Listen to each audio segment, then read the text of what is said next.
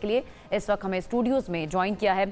خصوصی وزیر اعظم حذیفہ رحمان صاحب نے۔ السلام علیکم۔ السلام جی۔ حذیفہ رحمان صاحب، ابھی جو صورتحال ہے ساری، ہمیں پہلے تو میں سیاسی طور پر بات کروں گی کہ قومی یکجہتی کی، قومی اتحاد کی، جس طرح سے قوم کو ضرورت ہے، جس طرح سے وطن کو ضرورت ہے، تمام جماعتیں ہمیں ایک پیج پر نظر آ رہی ہیں۔ جی بہت شکریہ جی، آپ نے بالکل درست فرمایا۔ پاکستان اور بھارت کا جب بھی معاملہ ہوتا ہے، آپ کو پتہ ہے کہ پوسٹ پارٹیشن جو ہے، ہم ایک نظریے پہ وجود میں آئے۔ پری پارٹیشن ہم برٹش کالونی تھے، اور جب پاکستان بنا تو لا الہ الا اللہ محمد رسول اللہ کے نظریے پہ بنا۔ اور میں سمجھتا ہوں پاکستان میں جتنے بھی لوگ، چاہے وہ حکومت میں چاہے اپوزیشن میں، جو بھی سیاست کر رہے ہیں، وہ اس بات پر متفق ہیں کہ پاکستان ہے تو ہم سب ہیں، اور میں سمجھتا ہوں سارے محب وطن لوگ ہیں۔ اور جب ان سیاستدانوں کو، ان جماعتوں کو یہ لگتا ہے کہ پاکستان کی سالمیت، پاکستان کی یکجہتی خطرے میں، تب آپ دیکھیں کہ امیجیٹلی یہ جماعتیں متحد بھی ہوتی ہیں اور پاکستان کے لیے کھڑی بھی ہوتی ہیں۔ اور آج اگر ان جماعتوں کے اندر آپ اتفاق دیکھ رہے ہیں، چاہے وہ پاکستان پیپلز پارٹی ہو، چاہے وہ تحریک انصاف ہو، چاہے JFA ہو، چاہے مسلم لیگ نون ہو یا MQ ہو، اس کی یہی وجہ ہے کہ ہم سب یہ سمجھتے ہیں کہ پاکستان کی سالمیت اور پاکستان کی یکجہتی پر جو ہے ہم کوئی کمپرومائز نہیں کر سکتے۔ اور اس حوالے سے حکومت جو فیصلے لے رہی ہے، اکا دکا ذرا ایکسیپشن از ایوری ویئر، لیکن بڑی خوشی کی بات ہے کہ سب سے بڑا پاکستان کا میڈیا کو میں آپ کے توسط سے خراج تحسین پیش کروں گا، کیونکہ جب ہم اپنا کمپیریزن بھارت کے ساتھ کرتے ہیں اور وہاں کا جو غیر ذمہ دارانہ میڈیا کا رویہ، میں سمجھتا ہوں کہ پاکستان میں اگر آج تمام سیاسی جماعتیں متفق ہیں اور اتحاد اور یگانگت کی فضا قائم ہوئی ہے، تو سب سے بڑا کریڈٹ میڈیا کو جاتا ہے کہ میڈیا نے ایسا نیریٹو بلڈ کیا، ایسی خبروں کو روکا۔ اور اس طرح کی جنگی صورتحال میں آپ دیکھ لیں، فرسٹ ورلڈ وار سے شروع کر دیں، سب سے اہم رول میڈیا کا ہوتا ہے، کتنا سینسیبل رپورٹ کر رہا ہے، کہ میڈیا برج کا رول پلے کر رہا ہوتا ہے پبلک کے اندر، عوام اور حکومت کے درمیان اور تمام ایشوز کو۔ تو میں سمجھتا ہوں کہ پاکستان کے میڈیا نے، مجھے توقع نہیں تھی کیونکہ بھارت کا میڈیا ہم سے پرانا ہے، پاکستان کا میڈیا ابھی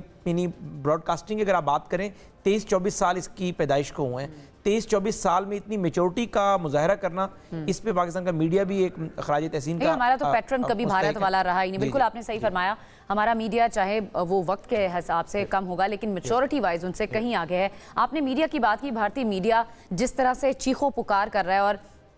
طوفان بدتمیزی تو ہم نے ہمیشہ دیکھا ہے، لیکن جو فیک نیوز کا جو رجحان ہے بڑھتا جا رہا ہے، اور کل جتنی بڑی خبریں انہوں نے بریک کی ہیں جو صرف بھارت کی حد تک کی ہیں، یعنی وہ کہہ رہے ہیں کہ پاکستان کے آرمی چیف جو ہیں وہ سٹیپ ڈاؤن کر گئے، ان کو اریسٹ کر لیا، اس طرح کی من گھڑت جھوٹی فیک نیوز، ایسے لگ رہا تھا کہ کوئی جیسے بالی ووڈ فلم چل رہی ہے اور ہم وہی بس فلمی سین دیکھ رہے ہیں۔ جی میں اس میں تھوڑا سا ایڈ کروں گا، آپ نے بڑی مستند باتیں کی، معلومات آپ کی بالکل درست ہے، لیکن بدقسمتی یہ ہے کہ بھارت میں میڈیا جو کچھ چلا رہا ہے اس وقت، وہ سٹیٹ اونڈ اور سٹیٹ کی سپورٹ کے ساتھ ہے۔ مودی نے اتنا میڈیا کو سپانسر کیا ہوا ہے، چاہے الیکشنز تھے یا اب تھے، اب اس بھارت کے پاس فیکچول کوئی چیز ہے نہیں، یعنی رافیل طیاروں کا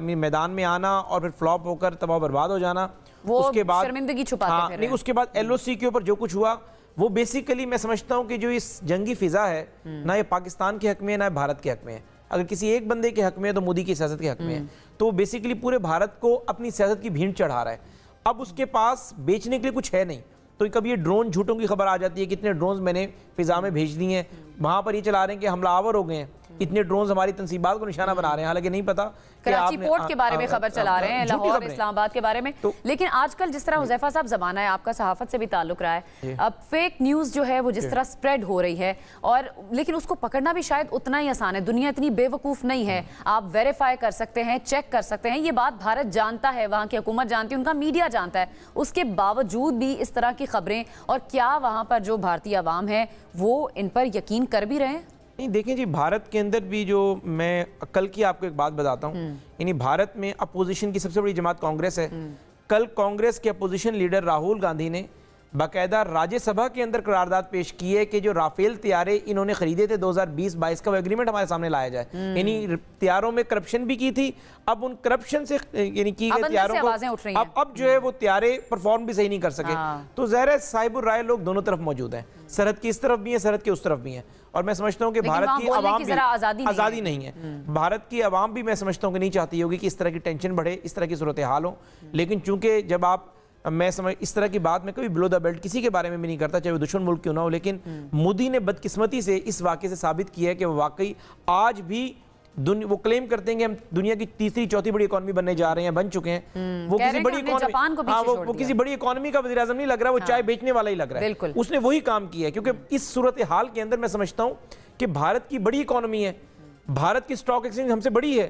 ان کی زیادہ بڑی سٹیکس ہیں, اور اس نے مذاق بنایا ہوا ہے. اس بیوقوف آدمی کو یہ نہیں پتا کہ پہلے اپنے طیارے لے کر آیا, رافیل کمپنی ہاتھ باندھ کر کھڑی ہوئی ہے کہ ہم نے کس فضول آدمی کے حوالے کر دیا. اتنی سیل نہیں ہوئی, یعنی $9.7 بلین کی پرچیز تھی ان طیاروں کی, اور ان کے شیئرز کے $15-16 ارب ایک رات میں نقصان ہو گیا. تو مقصد ہے کہ وہی بات ہے کہ آپ اگر جو ہے وہ کہتے ہیں نا کہ معاشی نقصان بھی اس کا جتنا ہوا ہے, اگر ہم کیلکولیٹ کریں بھارت کو یہ جو 5 طیارے جس میں 3 رافیل ہیں, پھر جو پاکستان نے ڈرون مار گرائے ہیں جو اکنومیکلی ایک دھچکا لگا ہے, اور یہ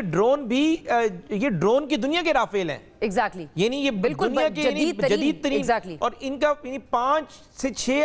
کروڑ ڈالر ان کی کاسٹ ہے, ایوریج کاسٹ ہے. پر یہ تو وہی بات ہے کہ آپ نے بیسیکلی نکمے آدمی کے وہ کہتے ہیں اسطرہ دے دیا, بندر کے ہاتھ میں اسطرہ آ گیا. تو بیسیکلی بھارت جو ہے وہ مودی کے ہاتھ میں آ چکا ہے, اور وہ پورا جو ایک مذاق بنا رہا ہے, پورے خطے کو مذاق بنا رہا ہے. لیکن یہاں بڑی امپورٹنٹ بات ہے,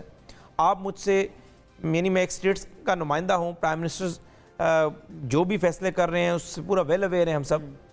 تو لیکن اگر آپ مجھ سے 100 میں سے 99 دفعہ پوچھیں گے, میں اب بھی یہ کہوں گا کہ امن قائم ہونا چاہیے. پاکستان کی امن, پاکستان کی امن پریورٹی ہے. لیکن اگر آپ ہمارے امن کو ہماری کمزوری سمجھیں گے اور ہم پہ جارحیت مسلط کریں گے, تو پھر ہم اینٹ کا جواب پتھر سے دیں گے. اور یہ بھارت کو یہ سمجھ نہیں آ پا رہی. بیسیکلی دنیا کے مہذب ممالک کو اس بات کا پتہ ہے, ہماری فوج کی تعداد 7 لاکھ نہیں ہے, نہ یہ 14 لاکھ فوج ہے. آپ خواتین اور بچوں کو نکال دیں, 16-17 کروڑ باقی جو لوگ ہیں یہ سارے فوجی ہیں, کیونکہ ہمارے اندر ایک جذبہ ہے لا الہ الا اللہ محمد رسول اللہ, جہاد کا جذبہ ہے. اور اس حوالے سے آپ یہ دیکھیں کہ مجھے بڑی خوشی ہوئی کہ الحمدللہ رب العالمین اس ساری صورتحال میں, چاہے وہ صحافت سے وابستہ لوگ ہیں, چاہے وہ وکالت سے وابستہ لوگ ہیں, چاہے وہ سیاسی جماعتیں ہیں, سوائے اکا دکا لوگ, میں بات نہیں کرنا چاہتا ان لوگوں کی, ادروائز سب لوگوں نے افواج پاکستان کے پیچھے کھڑے ہوئے, سپورٹ کی ہے, ریلیاں نکالی ہیں. اور میڈیا نے اس بات کو دیکھیں, ایک تو ہماری افواج نے کارکردگی بڑی اچھی دکھائی. آپ نے دیکھا کہ 5 ان کے طیارے گرائے, کوئی 50 کے قریب سکون کی نیند سوتے ہیں نا, وہ جاگتے ہیں. ایگزیکٹلی 50 ڈرون گرے. اور اب یہ بھی ایک بات کہیں ہم ڈسکس نہیں کر رہے, میڈیا نے بڑی کوریج دی, سیاسی لوگ نے ڈسکس کر رہے, 40 سے زیادہ ان کے فوجی ہم نے جہنم حاصل کی ہیں. اگر یعنی مقصد کہنے کا یہ کہ چاہے وہ ایکسیپٹ نہ کریں, لیکن نہیں, یہ وہ تعداد ہے, 3 درجن تو مان رہے ہیں,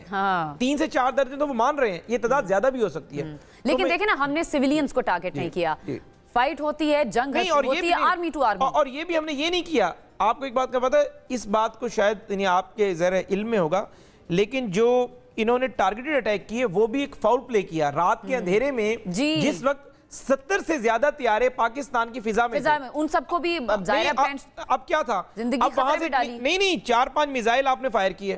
ہم ان 5 میزائلز کو روک سکتے تھا ہمارا ڈوم سسٹم, لیکن ان 5 میزائلز کو روکنے کے لیے ہم یہاں سے 30 میزائل فائر کرتے. اگر کوئی مس ہو کر کسی مسافر طیارے کو لگ جاتا تو 300-400 افراد کا نقصان ہو جاتا. تو یہی تو بات ہے نا, انہوں نے تو سب کی زندگی خطرے میں ڈالی. نہیں, اور پاکستان نے تحمل کا مظاہرہ کیا. پاکستان نے پہلے اپنی ایئر سپیس بند کی, ان کے طیاروں کو ہٹ کیا. ہم نے یہ نہیں کیا کہ ہم اپنا جو آپ کا میزائل سسٹم ہے, اپنا ریڈار سسٹم ایکٹیویٹ کر دیتے. یعنی ہم نے مسافر طیاروں کے تحفظ کا بھی خیال رکھا. یعنی یہ بڑی بات ہوتی ہے کہ جنگ بھی آپ اصول سے لڑیں. پاکستان کی افواج جو ہے جنگ بھی اصول سے لڑ رہی ہیں, اور یہ جو میں نے اموات آپ کو بتائی, ظرف سے بھی لڑی جاتی ہیں, لیکن کم ظرف ہمیں پڑوسی ملا ہے. اور یہ بالکل اٹس اے فیکٹ. اور آپ یہ دیکھیں کہ جو 40 کے قریب ان کے فوجی جہنم واصل ہوئے ہیں, یہ ایل او سی کے اوپر آپس میں آمنے سامنے لڑائی کے دوران ہوئے ہیں. یہ نہیں ہوا کہ آپ نے کوئی ٹارگیٹ آپریشن کر دیا, یعنی انہوں نے فائرنگ کی, ہم نے بھی فائرنگ کی. اللہ کے فضل و کرم سے ہمارا ایک فوجی ایک جذبے سے لڑتا ہے. نبی کریم صلی اللہ علیہ وسلم کی حدیث ہے کہ ایک مسلمان کو 3 کفار پہ برتری حاصل ہے. تو یہی صورتحال ہے.